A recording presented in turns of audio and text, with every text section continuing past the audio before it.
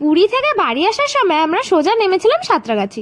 ওখান থেকে cab book করে আমরা গেছিলাম কিন্তু শিয়ালদায় গিয়ে আমাদের প্রচন্ড খিদে পেয়ে গেছিল, কারণ এত রাত্রেবেলা বাড়িতে ফিরে আর আমাদের জন্য খাবার জুটবে না। তাই আমরা ডিসাইড করেছি এখান থেকে আমরা খেয়ে দিয়ে যাবো। আর আমাদের আগে যারা বেরিয়ে গেছিল তারা কিন্তু আগের ট্রেন ধরেই বাড়ি চলে গেছিল। আমরা লাস্ট ট্রেন ধরে যাব আর কি, সেটাই ভাবছিলাম। আর আমরা কিন্তু অর্ডার করে দিয়েছিলাম রাত্রেবেলাতে মাংস ভাত, আর মৌমিতা দিয়ে অর্ডার করেছিল বিরিয়ানি।